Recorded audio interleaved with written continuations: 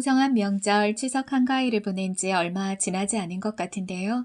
벌써 연말이 다가옵니다. 곧 성탄절과 신정새해를 주님의 은혜로 또 맞이하겠지요.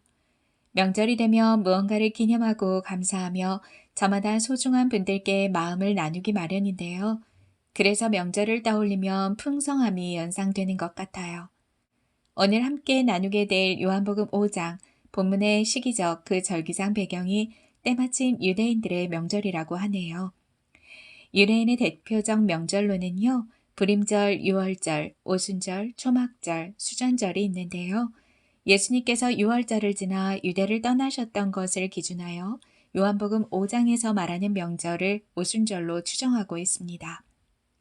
각 명절이 담고 있는 자세한 의미는요, 각각 그 명절의 유래가 되는 해당 본문을 다루게 될 때 자세히 나누도록 할게요.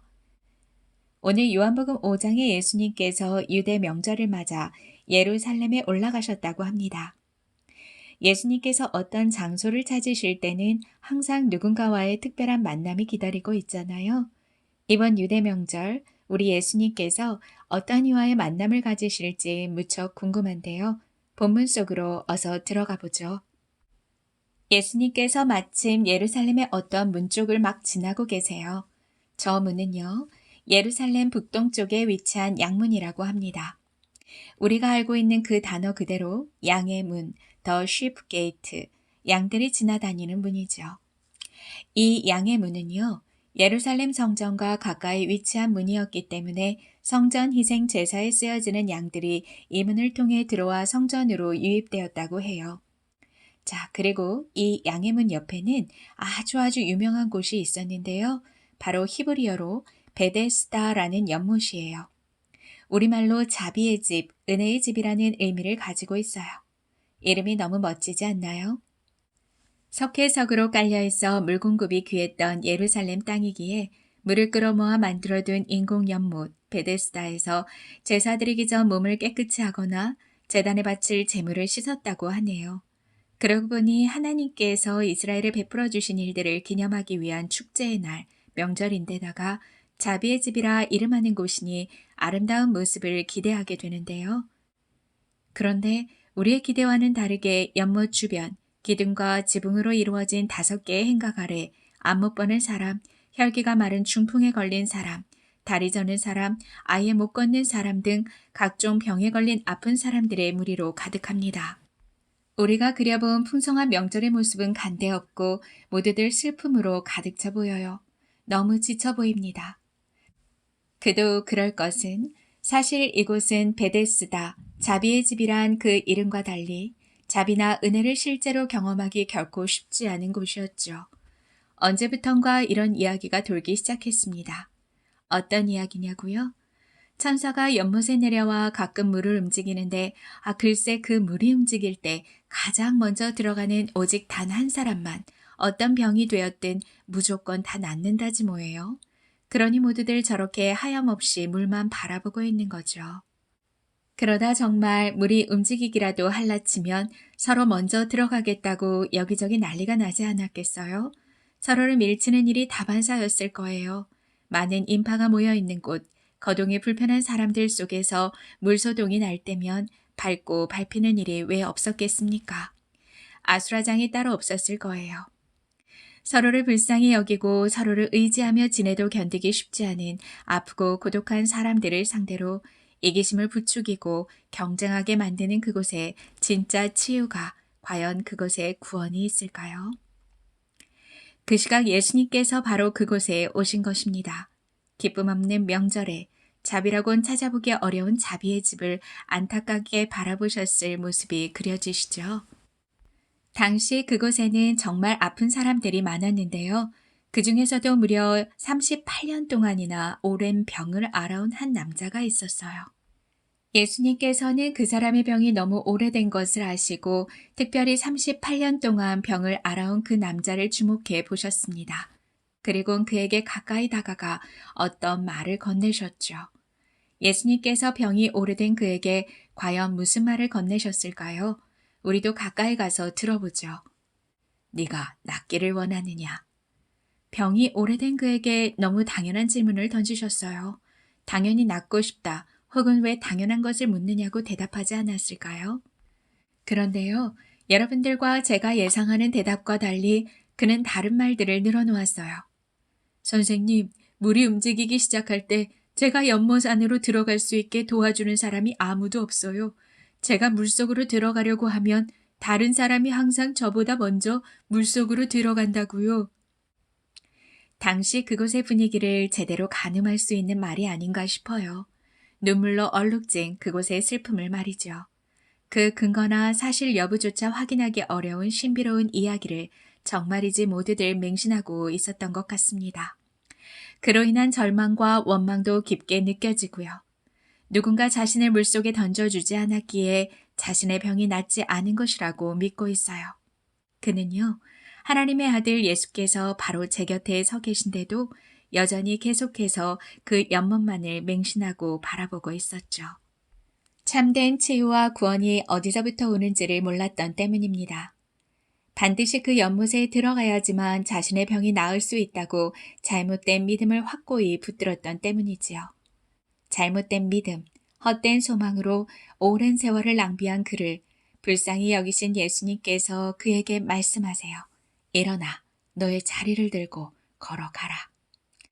일어나 네 자리를 들고 걸어가라. 꼭 기억해 주세요.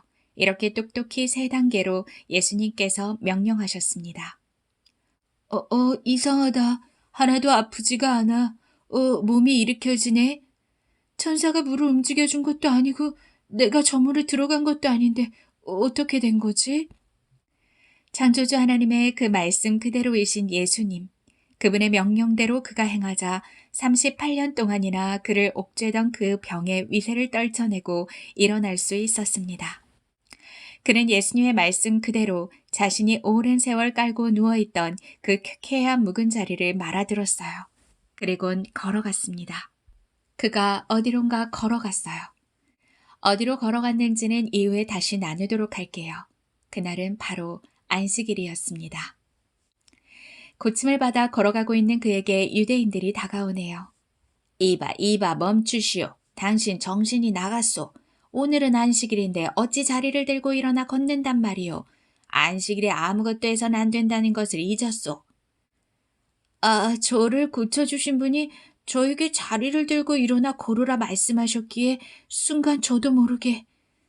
유대인들은 그가 오랜 병에 시달리다 낫게 되었음에도 불구하고 회복된 그의 모습에는 전혀 관심이 없었고 오로지 율법을 어겼다며 그를 비난합니다. 그들은 율법에 흐르는 근본 정신, 정작 사랑은 놓친 채 형식적인 율법 준수라는 허울만 붙잡고 있었어요. 그들이 물었죠. 당신에게 자리를 들고 걸어가라고 말한 사람이 도대체 누구요?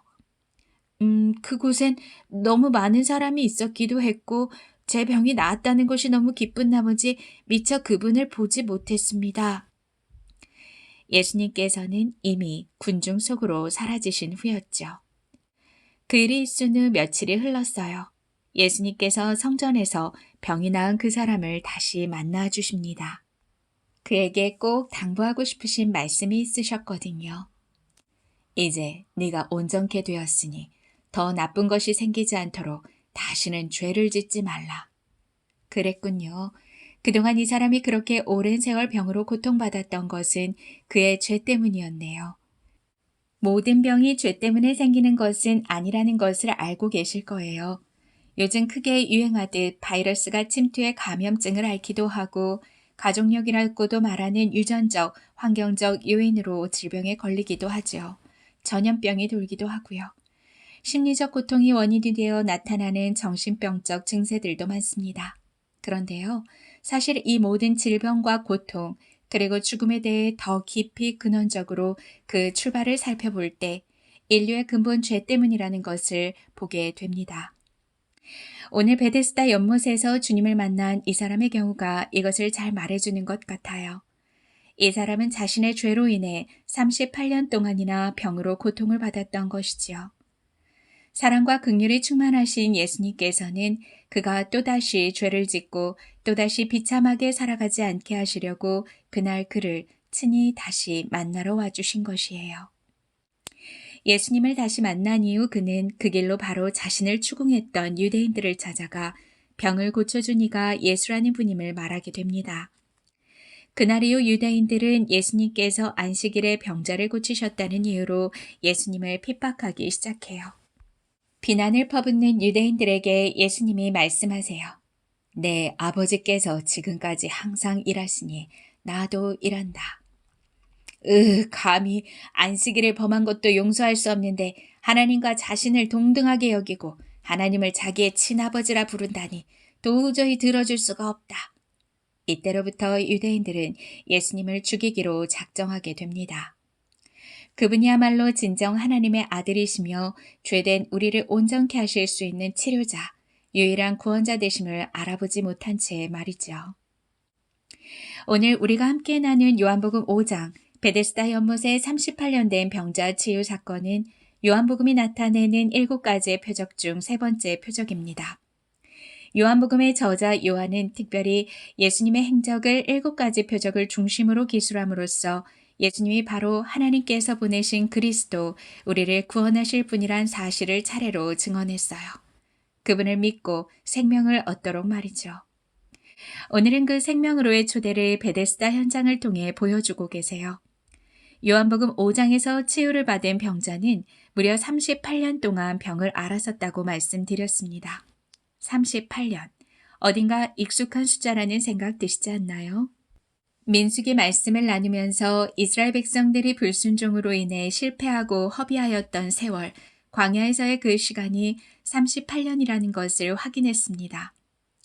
오늘 본문은 구약성경의 그 38이란 숫자를 상기할 수 있도록 이 병자가 병을 앓은 연수 38년을 우리에게 정확히 명시해 주고 있어요. 불순종, 곧 죄로 인해 병들고 허비된 시간들이죠. 여러분들 보시기에 어떤가요? 당시 베데스다 목가에서 들려지던 이야기가 저들을 낫게 할 수 있었겠다는 생각이 드시나요? 하지만 저 속에 있으면 저것이 진리가 되는 것입니다. 너무 절박하여 지푸라기라도 짚는 심정으로 시작한 선택이 어느 순간 우상으로 둔갑해 버렸을 거예요. 상황이 막막할수록 더 맹신하게 되었을 겁니다. 안타까운 것은 이것이 비단 광야 38년 이스라엘 백성들의 방황이나 혹은 38년 동안 고통받았던 베데스다 목가 어느 병자의 이야기만은 결코 아니라는 사실이죠. 죄로 인해 병든 세상과 병든 사람들을 그 자리에 그대로 주저앉혀 버리는 경우들이 얼마나 많던가요. 진정한 회복과는 전혀 동떨어진 것을 붙잡게 만드는 희망 고문이나 유사 복음들이 우리 앞에 질비합니다. 결국 헛된 소망은 평안을 깨뜨리고 개개인의 삶을 발목 잡습니다. 하나님께서는 이런 병든 세상을 안타깝게 바라보시고 아들 예수 그리스도를 구원자로 예비하신 것입니다. 예수님은 이렇게 살아갈 수밖에 없는 대안 없는 우리들을 불쌍히 여기시며 우리 인생에 찾아오셨어요. 헛된 소망으로 스스로 멍에를 맨 모든 영혼들을 위하여 말이죠. 우리의 죄로부터 고통과 병, 죽음이 찾아왔듯 주님의 그 크신 긍휼하심으로부터 구원의 이야기가 시작되었습니다. 수고하고 무거운 짐진 자들아 다 내게로 오라. 내가 너희를 쉬게 하리라. 나는 마음이 온유하고 겸손하니 나의 멍에를 메고 내게 배우라. 그리하면 너희 마음이 쉼을 얻으리니 이는 내 멍에는 쉽고 내 짐은 가벼움이라. 오늘 본문의 베데스다 연못은 양문 곁에 위치하고 있었다고 설명드렸어요. 정결 제사에 쓰이던 양들이 드나들던 문이었다고 했습니다. 요한복음 10장에서 스스로를 양의 문이라고 설명하셨던 예수님께서는 이후 죄를 대신 속죄하는 대속 사역을 통해 온 인류의 죄와 허물을 끌어안고 그동안의 모든 속죄 죄사를 종결시키는 완전한 화목 제물이 되셨습니다. 뿐만 아니라 양의 문, 스스로를 양들이 드나들 수 있는 양들을 위한 구원의 문으로 예비하시며 풍성한 생명을 얻고 누리게 준비하십니다. 그분은 그 값진 생명을 주시기 위해 우리에게 다가와 물어오세요. 네가 낫기를 원하느냐? 낫고 싶은 자의 의지도 태도도 아니었던 때문에 너무도 당연하게 들릴 질문을 하시죠. 더 정확히는 이런 물음이 아니셨을까요? 네가 정녕 낫기를 원하느냐? 지금 그것은 결코 네게 회복을 가져다주는 삶이 아니란다. 정말 그랬습니다. 자신의 죄로부터 시작되었던 질병과 고통임에도 그의 마음과 입술에는 자기 서름과 연민, 원망으로 가득했습니다. 허황된 꿈을 꽉 붙잡고 결코 생명일 수 없는 곳만을 바라보고 있었죠.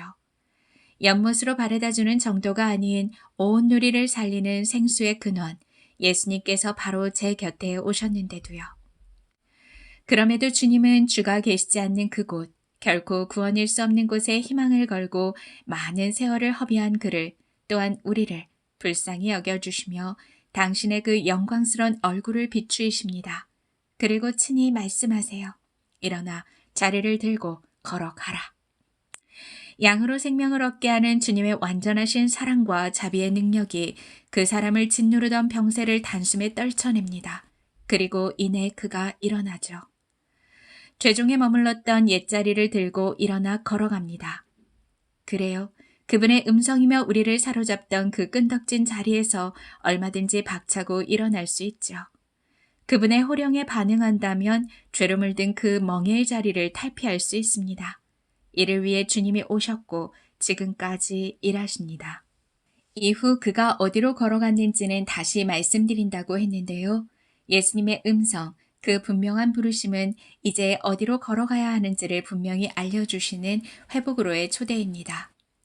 계속해서 죄로 돌아가려고 하는 회귀 본능을 거스러 병든 자리에서 일으켜 주신 분의 촉구에 따라 다시는 죄의 자리로 가지 않으려는 의지적인 반응, 그 방향의 문제가 그에게 그리고 우리에게 남아있죠. 그러나 안타깝게도 그는 그의 인생에 찾아온 그 기적만 붙들었을 뿐 정작 생명의 주님을 놓치고 말아요. 그분이 없는 곳으로 다시 걸어갑니다. 때문에 주님이 희미하게 그의 삶에서 멀어져 갑니다. 그리곤 다시 세상이 가르쳐주는 논리와 매몰찬 소리의 휘청입니다. 38년 만에 병에서 해방된 이를 보면서도 안식일을 범했다고 질책하는 자비 없는 세상에 또 자신의 주파수를 맞춥니다. 유대인들은 지금 세상이 그렇듯 안식의 참뜻을 결코 알지 못했어요. 그저 아무 일도 하지 않는 것 그 자체에만 혈안이 되어 있었죠. 하나님께서 허락하신 안식일, 그 안식, 쉼의 진정한 뜻은 잘못된 일에 온 힘을 쏟고 있던 그 시간과 무의미한 일들을 멈추고 올바른 일을 할 수 있게 옳은 삶의 방향으로 다시 준비되라는 말씀일 겁니다. 그릇된 삶의 방향과 잘못된 대안, 그릇된 시선을 점검할 수 있는 기회의 시간이죠. 그러니 그들이 말하는 맹목적 안식, 무의미한 쉼은 결코 안식이라 부를 수 없어요. 우리를 지으신 분 앞에서 진정한 안식을 누리게 된다면 창조주의 마음과 숨결이 담겨져 결코 저들처럼 무심할 수도 무정할 수도 없기 때문입니다. 참 안식은 살아계신 주님을 느끼며 그분의 성품과 심정으로 거듭 빚어지는 시간의 경험이기에 안식은 사랑과 긍휼로 살아낼 수 있는 창조적인 쉼이자 창조 질서의 회복이라 말할 수 있어요. 이것이 우리가 거듭하여 주의를 거룩하게 지키고 예배의 자리로 나아가야 할 이유이기도 합니다. 마치 예수님께서 죄에서 건진 그를 다시 성전에서 만나 주셨듯이 성부, 성자, 성령께서 지금까지 일하시며 예배의 자리를 통해 우리를 견책하시고 만져주십니다. 참된 안식을 통해 온갖 사슬과 결박에서 벗어나게 하시고 멍에의 줄을 끌어주세요.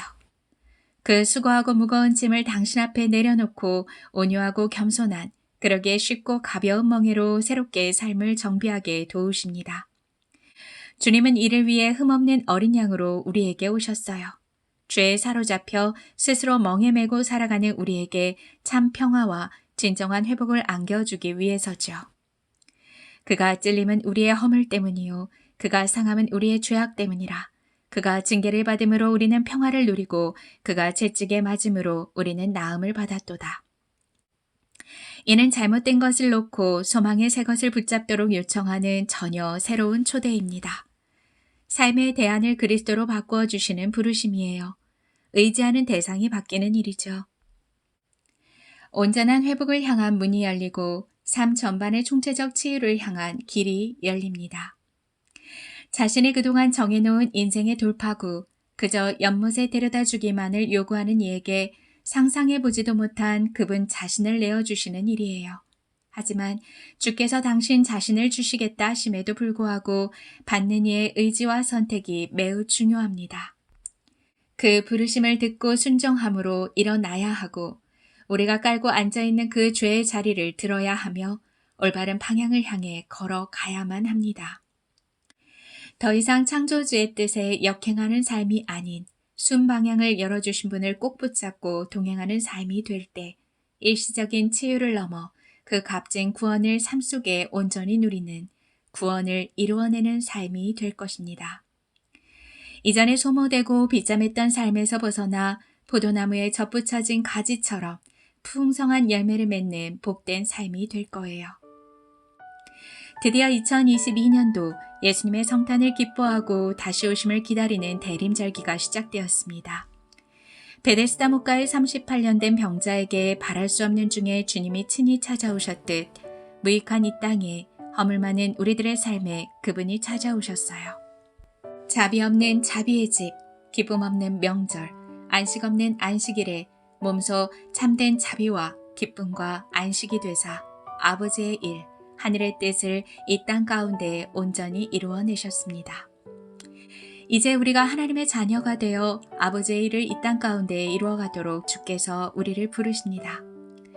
먼저는 내가 깔고 앉아있는 그 무엇을 들고 일어날 때 우리 삶의 치료자 예수 그리스도께서 우리를 통하여 전파될 것입니다. 또한 그 기적만을 붙들지 않고 주님께 시선을 고정하고 주님을 붙쫓아 살아갈 때 자비와 기쁨과 안식이 깨어진 이 땅에 진정한 샬롬이 찾아올 것입니다. 그러니 믿음의 주요 또 온전케 하시는 이인 예수를 바라봅시다. 이것이 오늘 요한복음 5장 베데스다 목가 38년 병자 치유 이야기를 통해 여러분들과 함께 나누고 싶었던 예수 그리스도 구원에 관한 기쁜 소식입니다.